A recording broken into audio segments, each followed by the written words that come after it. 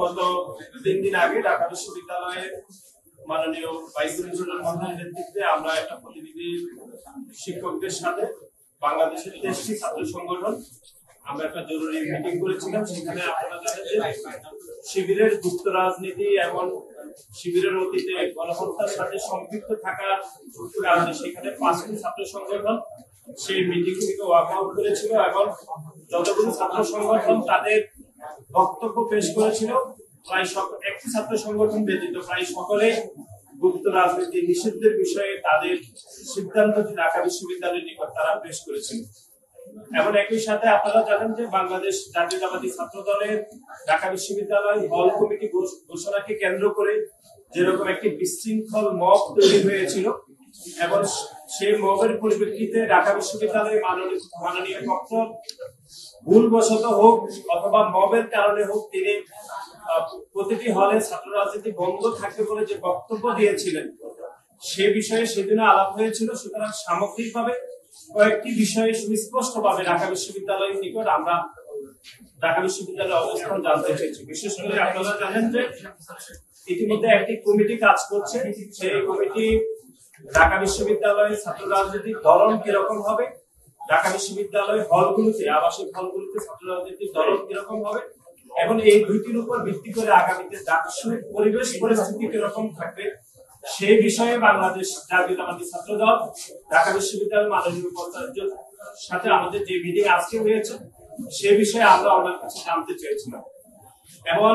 গত 3 দিন আগে যে মিটিং হয়েছিল বিশেষ করে একটি ছাত্র সংগঠন ছাত্র অধিকার পরিষদ ব্যতীত বাকি যে 22টি ছাত্র সংগঠন গুপ্ত রাজনীতি বন্ধ রাখা হবে ঢাকা বিশ্ববিদ্যালয়ে তাদের মতামত পেশ করেছে সে বিষয়ে ঢাকা বিশ্ববিদ্যালয় সেদিন কোনো বক্তব্য দেয়নি। সুতরাং আজকে আমাদের বক্তব্য থেকে আমরা সে বিষয়ে সুস্পষ্ট ব্যাখ্যা জানতে চেয়েছি। এবং একই সাথে আপনারা জানেন ইতিমধ্যে ঢাকা বিশ্ববিদ্যালয়ের ছাত্র সংসদ নির্বাচনের যে তালিকা প্রকাশ করা হয়েছে ভোটার তালিকা, সেখানে আপনারা দেখেছেন আমরা গণমাধ্যমে দেখেছি প্রায় 150-এরও বেশি ছাত্রলীগের বিভিন্ন সন্ত্রাসীরা যারা ভোটার তালিকাতে অন্তর্ভুক্ত হয়েছে। কিন্তু বাংলাদেশ জাতীয়তাবাদী ছাত্র দলের পক্ষ থেকে গত 1 বছরে বারবার ঢাকা বিশ্ববিদ্যালয়কে আমরা অনুরোধ করেছিলাম যে ছাত্রলীগের বিচার প্রক্রিয়া শুরু করে তাদেরকে বিশ্ববিদ্যালয় থেকে যে বিচার প্রক্রিয়া করা দরকার ছিল সেটি বিশ্ববিদ্যালয় শুরু করতে পারেনি বলে প্রায় 150 জন ছাত্রলীগের সন্ত্রাসী আমরা ভোটার তালিকাতে দেখতে পেয়েছি। সেই বিষয়ে ঢাকা বিশ্ববিদ্যালয় কি মতামত দেবে সেই বিষয়ে আমরা ঢাকা বিশ্ববিদ্যালয়ের অবস্থান জানতে চেয়েছি। এর বাইরে আপনারা জানেন যে আমাদের যে কয়েকটি হলের কমিটি দিয়েছি তার মধ্যে নারী হলগুলোর মধ্যে আমরা যে কমিটি দিয়েছিলাম সেখানে যারা অন্তর্ভুক্ত হয়েছেন তাদেরকে বিভিন্ন ভাবে হেনস্থা করা হচ্ছে, বিশেষ করে সামাজিক যোগাযোগ মাধ্যমে বুলিং করে এবং তাদেরকে ভয় দেখানো হচ্ছে বিভিন্ন শিক্ষার্থীদের নামে বেনামে। সেজন্য ঢাকা বিশ্ববিদ্যালয় মাননীয় উপাচার্যের কাছে আমরা জানতে চেয়েছিলাম যে যারা বাংলাদেশ জাতীয়তাবাদী ছাত্র দলের হল কমিটিতে অন্তর্ভুক্ত হয়েছে বিশেষ করে নারী শিক্ষার্থীদেরকে যে ভয় দেখানো হচ্ছে সামাজিক যোগাযোগ মাধ্যমে যে বুলিং করা হচ্ছে তার বিপরীতে ঢাকা বিশ্ববিদ্যালয় আদৌ কোনো ব্যবস্থা গ্রহণ করেছে কিনা সে বিষয়ে আমরা জানতে চেয়েছি। এর বাইরে আপনারা জানেন যে ঢাকা বিশ্ববিদ্যালয়ে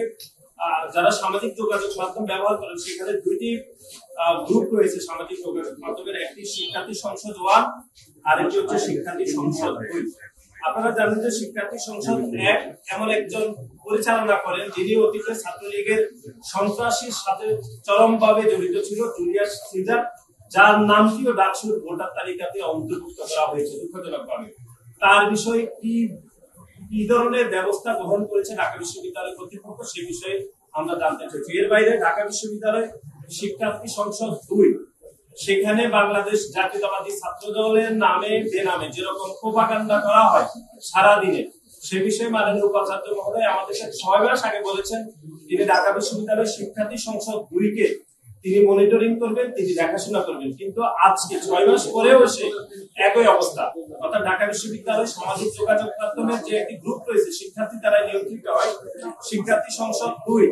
সেটাও আগের অবস্থায় রয়েছে, অর্থাৎ সেখানেও একই ন্যারেটিভ তৈরি করা হচ্ছে বাংলাদেশ জাতীয়তাবাদী ছাত্র দলের নামে বিভিন্ন প্রোপাগান্ডা করা হচ্ছে। বিশেষ করে আমাদের যে নারী শিক্ষার্থীরা যারা ছাত্র দলের কমিটিতে অন্তর্ভুক্ত হয়েছে তাদের নামে বিভিন্ন বলি করা হচ্ছে, তাদের নামে প্রপাগান্ডা করা হচ্ছে, সামাজিক যোগাযোগ মাধ্যমে তাদেরকে হেনস্থা করা হচ্ছে। তার বিপরীতে আমরা বাংলাদেশ জাতীয়তাবাদী ছাত্রদল সুস্পষ্টভাবে আমরা এগুলো ব্যাখ্যা দাবি করেছিলাম। আরো দুই একটি বিষয় ছিল, সেটি হচ্ছে আপনারা জানেন যে বিভিন্ন সামাজিক সাংস্কৃতিক সংগঠনগুলোতে রাজনীতি যারা যুক্ত থাকে তাদেরকে অন্তর্ভুক্ত করা হয় না, কিন্তু আমরা দেখেছি এই গণঅভ্যুত্থান পরবর্তী সময়ে বিভিন্ন সামাজিক সাংস্কৃতিক সংগঠনগুলোতে যারা অন্তর্ভুক্ত হয়েছে অথবা যারা নেতৃত্ব দিচ্ছে তারা গুপ্ত শিবিরের রাজনীতির সাথে জড়িত আমরা ইতিমধ্যে প্রমাণ পেয়েছি, এবং সেই প্রমাণগুলো আমরা ঢাকা বিশ্ববিদ্যালয়ের মাননীয় উপাচার্য মহোদয়ের কাছে আমরা দিয়েছি। সুতরাং সার্বিক এই সকল বিষয়ে আমরা আমাদের বক্তব্য পেশ করেছি। এখন আরেকটি সুস্পষ্ট বিষয় যেটি, সেটি হচ্ছে আমরা গণঅভ্যুত্থান পরবর্তী সময় দেখেছি যে ঢাকা বিশ্ববিদ্যালয় মাননীয় প্রক্টর, মাননীয় উপাচার্য এবং প্রক্টর সহ সবাইকে ঢাকা বিশ্ববিদ্যালয়ের বিভিন্ন গুপ্ত সংগঠনের নেতাকর্মীরা, একই সাথে ঢাকা বিশ্ববিদ্যালয়ের সামান্য কিছু সাধারণ শিক্ষার্থীরাও যেরকম ভাবে হয়রানি করে অথবা মব করে বিশ্ববিদ্যালয়ে অভিভাবক সুলভ আচরণ করে না শিক্ষার্থীদের পক্ষ থেকে, তারা বিশ্ববিদ্যালয়ের অভিভাবকদেরকে যেরকম আচরণ করা দরকার সেরকম আচরণ আসলে করেন না। অর্থাৎ তারা মাননীয় উপাচার্য সামনে যেরকম বক্তব্য দিয়ে থাকেন অথবা যেরকম ন্যারেটিভ দান করেন অথবা মাননীয় উপাচার্যকে যেভাবে সরাসরি আক্রমণ করেন, আমরা মাননীয় উপাচার্যকে বলেছি এরকম যদি হতে থাকে তাহলে ঢাকা বিশ্ববিদ্যালয় অতি ইতিহাস ঐতিহ্যে ব্যাপকভাবে ক্ষতিগ্রস্ত হবে, এবং ঢাকা বিশ্ববিদ্যালয়ের সাবেক অ্যালামাইন যারা রয়েছেন তারা ব্যাপকভাবে এই বিষয়ে তাদের মনক্ষুণ্ণতা ঢাকা বিশ্ববিদ্যালয়ের নিকট ইতিমধ্যে জানিয়ে দিয়েছেন। সুতরাং আমরা মনে করি ঢাকা বিশ্ববিদ্যালয়ের সাধারণ শিক্ষার্থী এবং বিশেষ করে গুপ্ত সংগঠনে যারা রয়েছেন তারা ঢাকা বিশ্ববিদ্যালয়ের মাননীয় উপাচার্যকে সহ ঢাকা বিশ্ববিদ্যালয়ে যারা আমাদের অভিভাবক রয়েছে তাদের প্রতি যেরকম